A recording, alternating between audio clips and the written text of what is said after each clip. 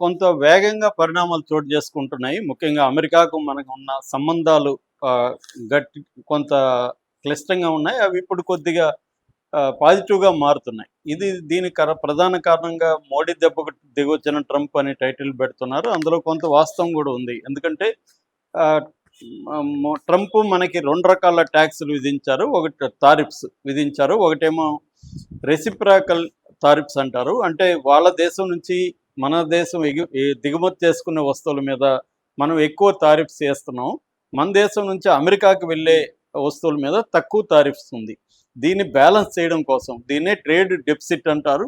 ఈ trade deficit దాదాపు $45 బిలియన్ల అమెరికాకు ఉంది. దాన్ని బ్యాలెన్స్ చేయడం కోసం 25, 26% అమెరికా ట్రేడ్ టారిఫ్స్ని పెంచింది.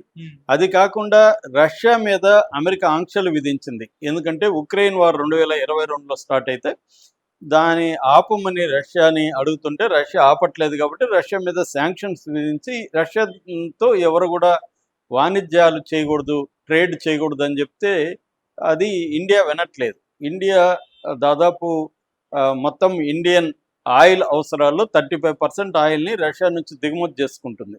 సో దాన్ని ఆపమంటే ఇండియా ఆపట్లేదు కాబట్టి ఇంకొక 25% పనిష్మెంట్ టారిఫ్ అని వేశారు.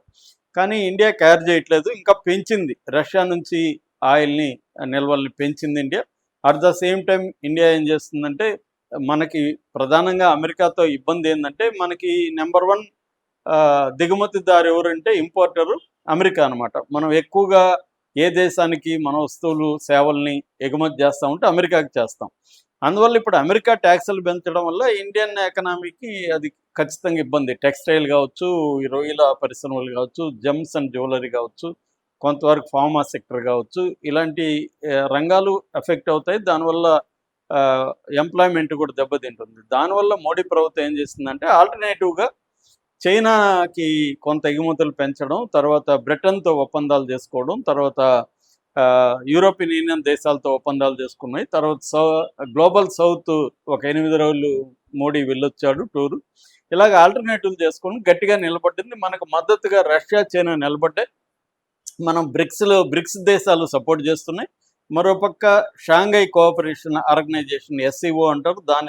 దానికి మోడీ వెళ్ళినప్పుడు అక్కడ ఇటు జిన్పింగ్ కానీ ఇటు పుతిన్ కానీ మోడీకి చాలా ఇంపార్టెన్స్ ఇవ్వడం, ముగ్గురు కలిసి దృఢంగా నిలబడడం, ఇదంతా ట్రంప్కి ఇబ్బంది అయింది. సో ఎందుకంటే ఇప్పుడు అమెరికాకి ప్రధాన శత్రువులు ఇటు రష్యా, చైనా. రష్యా ఏమో మిలిటరీ పరంగా, చైనా ఏమో ఎకనామిక్ ఫ్రంట్లో.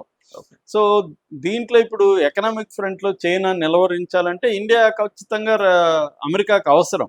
కాకపోతే ఏంటంటే ట్రంప్ పాలసీలు ఏంటంటే ట్రాన్సాక్షనల్ ప్రెసిడెంట్ అంటారు అతన్ని. కొద్దిగా ఎక్కువ బెదిరింపులు చేసి నెగోషియేషన్ టేబుల్ దగ్గరికి తన టర్మ్స్లోకి రప్పించుకోవడానికి అతను ప్రెజర్ చేయడం అనేది అతనుకున్న టాక్టిక్స్. బిజినెస్ మ్యాన్గా అతను డెవలప్ చేసుకున్న ఆ మెథడ్.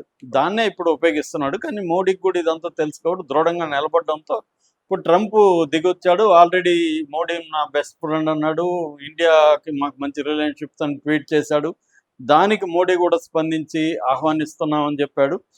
సో ఈ నేపథ్యంలో ఏంటంటే ఇప్పుడు ఒక కొత్త వార్త బయటకు వచ్చింది. అది ట్రంప్ ఇండియాకి వస్తున్నాడు అన్న వార్త ఒకటి బయటకు వచ్చింది. ఈ వార్త ఇది పుకారు కాదు. ఇది సాక్షాత్తు మనకి కొత్తగా ఇండియన్ అంబాసిడర్గా రాబోతున్న సెర్గియో గోర్, అంటే నామినీ అంటారు, అంబాసిడర్ నామినీ. అతను మొన్న సెనేట్ దీంట్లో ప్రకటించాడు, మేము కమిట్ అయినాము ఇండియా ట్రిప్కి కూడా అని. ఎందుకంటే ఫిబ్రవరిలో మోడీ అమెరికాకి వెళ్ళినప్పుడు ట్రంప్ను ఆహ్వానించి వచ్చాడు ఇట్లా రమ్మని. దానికి మామూలుగా రాడేమనుకున్నారు, కానీ వస్తున్నాడు అనేది ఇప్పుడు ఈ సెర్గియో గోర్ కన్ఫర్మ్ చేశాడు.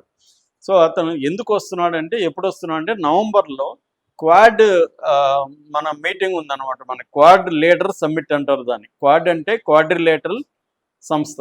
అది 4 దేశాలు ఉంటాయన్నమాట. America, India, Japan and Australia. ఈ 4 దేశాలు ఎందుకంటే చైనా ఏషియన్ పసిఫిక్ ప్రాంతంలో చైనాని నిలువరించడం కోసం అమెరికా ఏర్పాటు చేసిన ఈ ఆర్గనైజేషన్. దీంట్లో ఇండియా కూడా ఉందన్నమాట. సో దీనికి ట్రంప్ రాబోతున్నాడు, ఆల్మోస్ట్ ఖరారైనట్టే అన్నట్టుగా ప్రకటించారు. సో ఇది ఒక పాజిటివ్ సైన్ అనమాట. ట్రంప్ నవంబర్లో కానీ క్వాడ్ సమావేశానికి వస్తే మాత్రం ఖచ్చితంగా అది మన ఇండియా అండ్ అమెరికా రిలేషన్స్ మెరుగవుతాయి. ఓకే. అయితే ఈ రోజు నుంచి